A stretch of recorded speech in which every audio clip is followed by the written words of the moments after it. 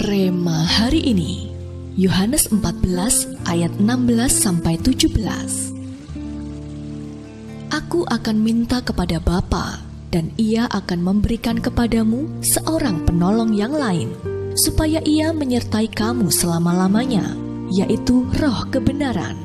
Dunia tidak dapat menerima Dia, sebab dunia tidak melihat Dia dan tidak mengenal Dia. Tetapi kamu mengenal Dia, sebab Ia menyertai kamu dan akan diam di dalam kamu.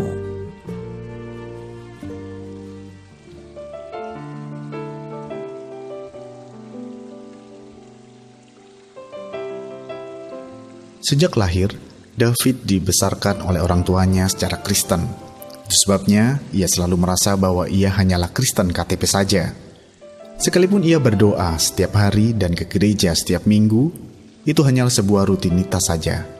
Hingga suatu hari, mertuanya datang berkunjung ke rumahnya setelah menghadiri perayaan HUT gereja mereka GBI Keluarga Allah. Dengan penuh semangat, mertuanya menceritakan betapa luar biasanya Unlimited Conference atau UC tahun itu yang rasanya sangat berbeda dari tahun-tahun sebelumnya. Tiba-tiba saja timbul rasa penasaran di hatinya. Ia pun memutuskan untuk pergi ke Jogja bersama istri dan anaknya karena saat itu UC yang di Solo telah usai. Selama 2 hari mengikuti UC, David selalu datang dengan hati yang haus dan fokus kepada Roh Kudus. Bahkan hingga perjalanan pulang ke Solo, hatinya masih berkobar-kobar. Ia merasakan sesuatu yang berbeda di dalam dirinya. Aktivitas sehari-hari pun berubah. Sekarang ia selalu mendengarkan khotbah, bahkan rajin bersaat teduh setiap pagi. Kemudian suatu hari, saat sedang berdoa, ia dapat merasakan Tuhan memeluknya dengan hangat dari belakang tubuhnya. David dapat merasakan kasih Tuhan yang begitu nyata tanpa ia sadari. Air matanya menetes dan diikuti dengan bahasa baru yang keluar begitu saja dari bibirnya. Momen ketika kita merasakan pengalaman nyata bersentuhan dengan hadirat Allah memang begitu luar biasa dan tak terlupakan.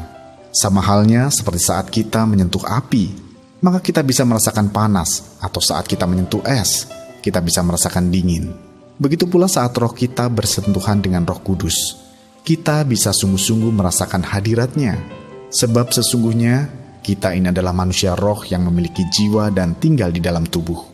Saat kita mengarahkan roh kita kepada Roh Kudus dan masuk dalam hadiratnya, kita akan bisa merasakan kedahsyatan damai sejahteranya. Mulailah melangkah untuk mengarahkan roh kita kepada Roh Kudus, karena Tuhan pun rindu menyatakan hadiratnya kepada kita. Menurut Anda, mengapa kita perlu mengarahkan roh kita kepada Roh Kudus? Pernahkah Anda mengalami pengalaman nyata bersentuhan dengan hadirat Tuhan? Apa yang Anda rasakan saat itu? Menurut Anda, mengapa kita memerlukan hadirat Allah dalam hidup kita?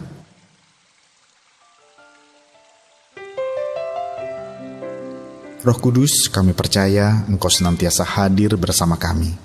Kami rindu dapat terus merasakan jamahan-Mu, ya Roh Kudus. Ajar kami untuk senantiasa dapat mengarahkan roh kami kepadamu, sehingga kami bisa merasakan aliran air kehidupan mengalir dalam hidup kami. Di dalam nama Tuhan Yesus kami berdoa. Amin.